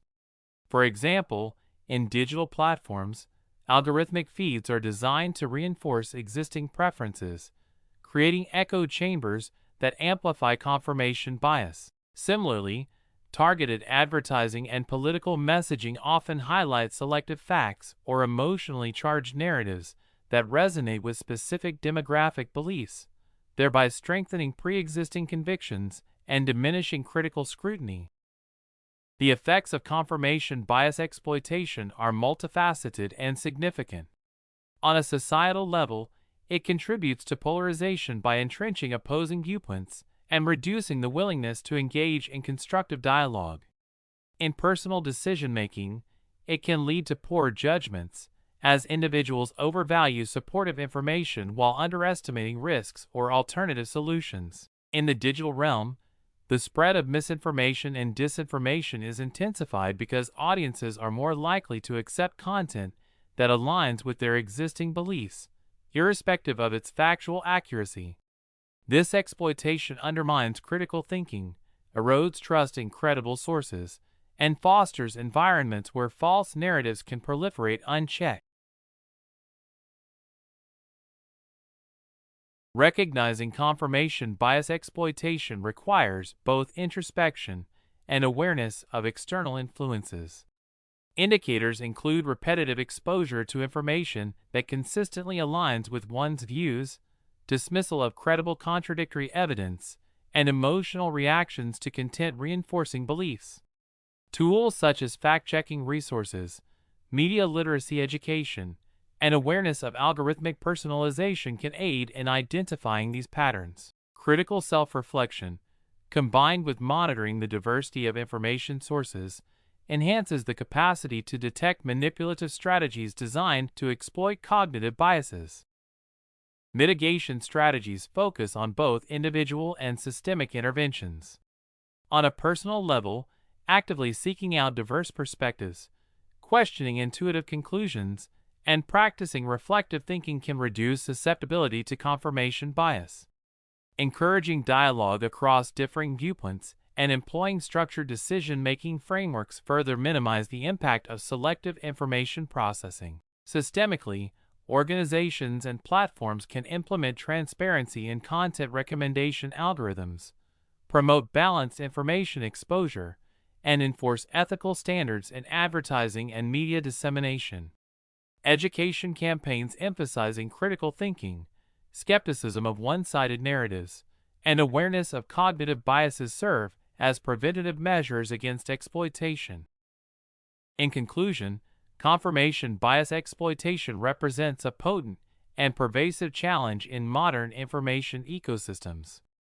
By understanding its mechanisms, acknowledging its effects, and adopting proactive identification and mitigation strategies, individuals and institutions can counteract its influence. Fostering critical awareness, cultivating diverse information engagement, and promoting ethical practices in content dissemination are essential steps toward reducing the impact of this cognitive vulnerability, ensuring more informed and rational decision-making in personal, social, and professional domains. Reciprocity Trap. Reciprocity trap is a psychological and social manipulation strategy in which an individual or group leverages the natural human tendency to return favors or kindness to coerce, influence, or control behavior. This tactic exploits the ingrained social norm of reciprocity, where people feel obligated to respond in kind to gestures, gifts, or concessions. While reciprocity is a fundamental mechanism for cooperation and trust in societies, its deliberate exploitation can lead to ethical dilemmas, interpersonal strain, and decision-making compromises. The mechanism of a reciprocity trap typically involves an initial act of giving, often disproportionate or strategically timed, designed to create a sense of indebtedness. The giver's intention is not purely altruistic. Instead, it serves as a lever to elicit a specific response. For instance, a manager might offer unexpected praise or a small gift to an employee before requesting compliance with a difficult task. The recipient experiences psychological pressure to reciprocate, often without conscious awareness of the manipulation. This process relies heavily on the subtle interplay between social norms, personal ethics, and perceived obligation, making the trap effective in both personal relationships and organizational settings. The effects and consequences of falling into a reciprocity trap can be significant. Individuals may make decisions that conflict with their own interests or values to satisfy the perceived obligation. Over time, repeated exposure to this manipulation can erode self-confidence, create dependency, and foster resentment. On a larger scale, in organizational or political contexts, reciprocity traps can reinforce power imbalances, diminish autonomy, and perpetuate cycles of manipulation. The subtlety of this strategy makes it difficult to detect until its cumulative impact manifests in reduced decision-making freedom or strained interpersonal dynamics. Recognition of a reciprocity trap requires careful observation and self-awareness. Key indicators include unsolicited favors with implied expectations, a pattern of asymmetric exchanges, and feelings of discomfort or internal pressure to reciprocate. Critical evaluation of motives, the context of the favor, and the frequency and scale of giving are essential for identifying potential manipulation. Awareness of one's own susceptibility, influenced by personality traits such as agreeableness or conscientiousness, also enhances the ability to detect when reciprocity is being weaponized. Mitigation and response strategies focus on maintaining boundaries, fostering critical thinking, and developing assertiveness skills. Clear communication about one's limits and intentions, delaying immediate responses to gifts or requests, and evaluating the necessity or appropriateness of reciprocation are practical measures. Cultivating an environment where reciprocity is transparent and consensual, and encouraging a culture of mutual respect rather than obligation, reduces vulnerability to exploitation. Educating individuals about psychological tactics and promoting reflective decision-making further strengthen resilience against reciprocity traps. In conclusion, the reciprocity trap is a sophisticated form of psychological influence that capitalizes on an innate social norm. Understanding its mechanisms, potential consequences, and methods for identification equips individuals to navigate interactions with greater awareness and integrity. By recognizing the subtle pressures of manipulated reciprocity and implementing deliberate response strategies, it is possible to preserve autonomy, maintain ethical standards, and engage in genuinely reciprocal relationships rather than coerced exchanges. Awareness and proactive measures transform the reciprocity norm from a vulnerability into a conscious, balanced social tool. False urgency. False urgency is a psychological and strategic tool often employed in various contexts to manipulate perception and prompt hasty decision-making. It operates by creating a perception that immediate action is required, even when such urgency is unnecessary or exaggerated. This phenomenon is frequently observed in marketing campaigns, workplace management, and interpersonal communications, where individuals or organizations aim to accelerate responses, increase compliance, or generate emotional reactions. The analytical examination of false urgency reveals both its mechanisms and its impacts on human behavior. The mechanism of false urgency typically involves the deliberate presentation of time-sensitive cues or pressure-inducing information. For instance, marketers may advertise limited-time offers or countdowns to compel consumers to act quickly, leveraging the fear of missing out. Similarly, in organizational settings, managers may convey exaggerated deadlines to induce rapid task completion. The effectiveness of false urgency is grounded in cognitive biases, particularly the scarcity principle and loss aversion. When people perceive resources or opportunities as limited, they are more likely to prioritize immediate action over deliberate evaluation. This triggers stress responses, narrows focus, and often leads to impulsive decisions. The consequences of false urgency can be multifaceted. On an individual level, it can result in poor decision-making, increased anxiety, and diminished satisfaction with choices. Repeated exposure to false urgency may also erode trust, as individuals recognize that the perceived pressures were artificially created. In business contexts, the tactic can generate short-term gains, but may harm long-term relationships with customers or employees. Furthermore, persistent reliance on false urgency can contribute to a culture of haste, where thoughtful planning and critical analysis are undervalued, ultimately reducing efficiency and quality of outcomes. Recognizing false urgency requires careful attention to the context and cues presented. Indicators include frequent use of time-limited language, inconsistent or unverifiable deadlines, and pressure tactics that bypass rational evaluation. Individuals may notice internal signals as well, such as a sudden sense of stress or compulsion to act without thorough consideration. Awareness of these markers is crucial for identifying situations where urgency is artificially inflated rather than genuinely warranted. Mitigating the impact of false urgency involves both cognitive and behavioral strategies. Critical thinking and deliberate questioning of deadlines and claims are essential. Asking for verification or justification of time-sensitive demands can reduce susceptibility.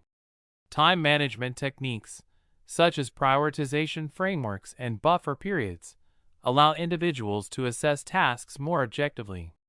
In organizational settings, fostering transparent communication and realistic deadline setting discourages reliance on false urgency, promoting a healthier decision-making environment.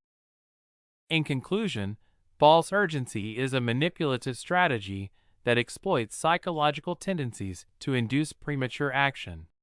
Its mechanisms rely on perceived scarcity and pressure cues, while its effects range from impaired judgment to increased stress and reduced trust.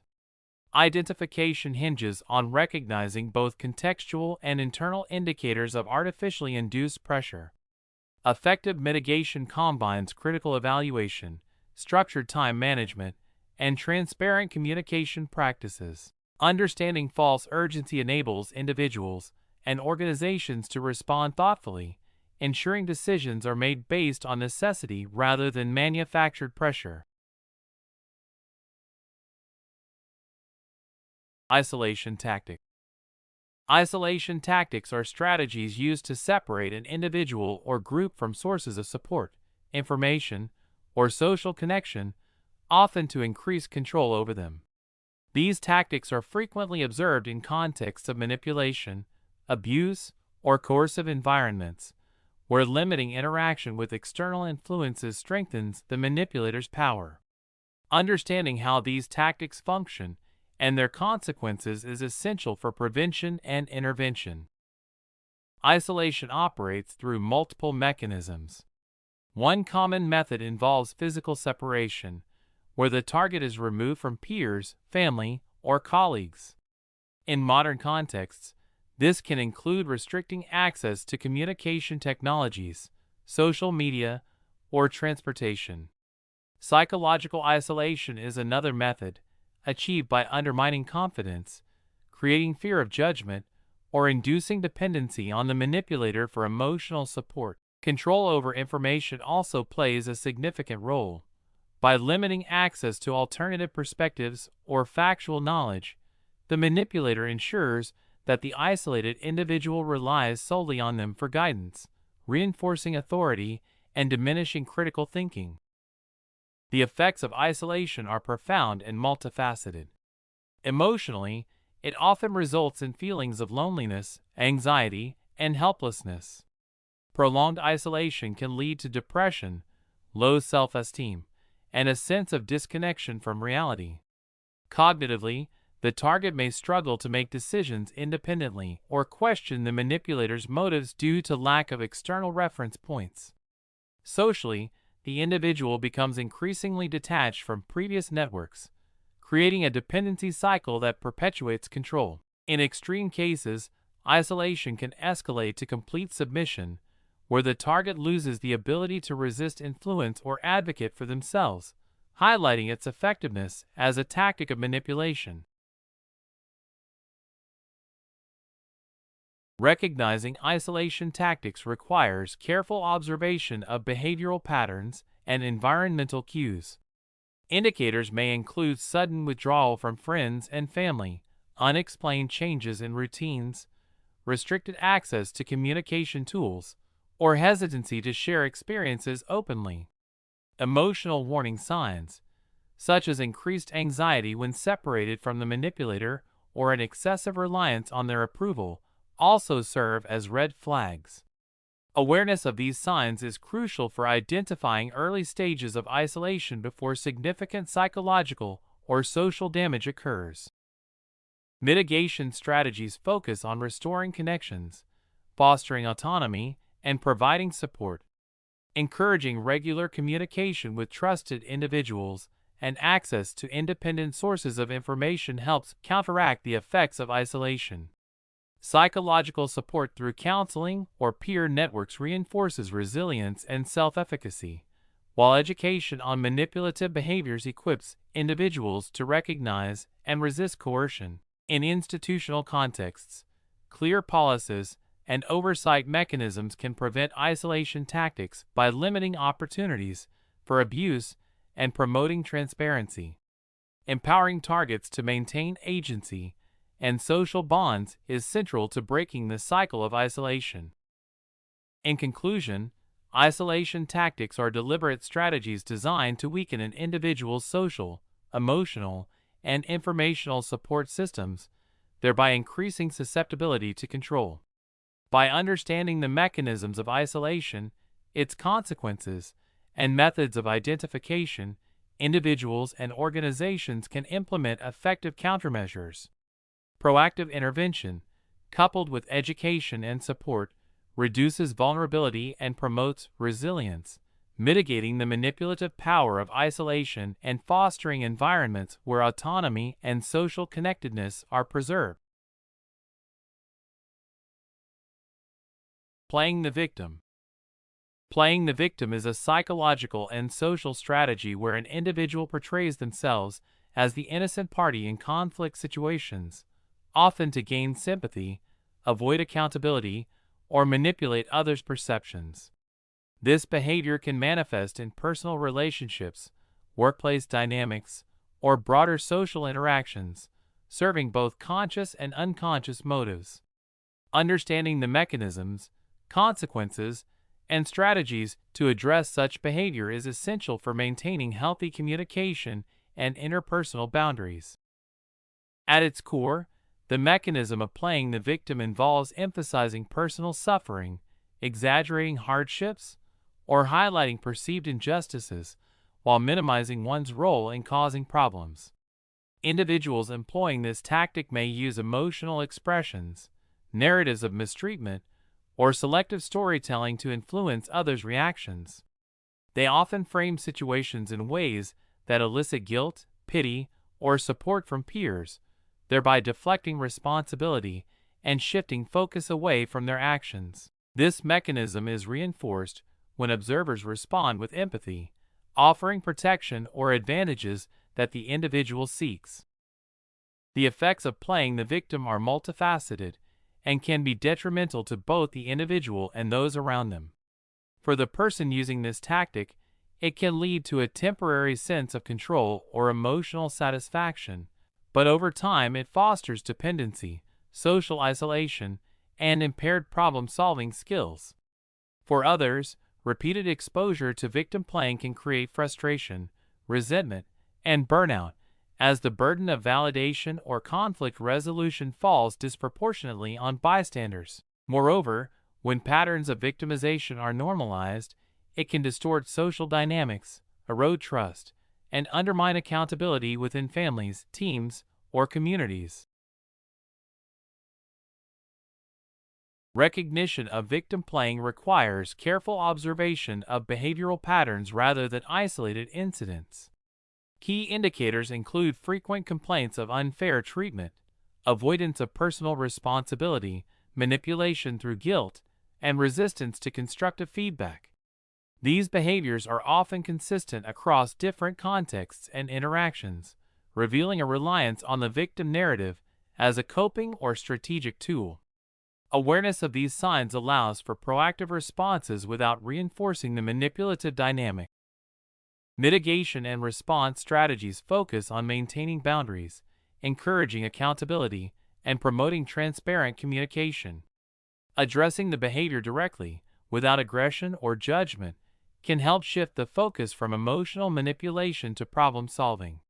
Providing neutral feedback, setting limits on enabling behaviors, and fostering self-reflection for the individual can reduce the reinforcement of victimhood. Additionally, cultivating support systems and conflict resolution skills among peers can prevent the perpetuation of this pattern and encourage healthier interaction dynamics. In conclusion, playing the victim is a complex behavioral strategy with psychological, social, and relational implications.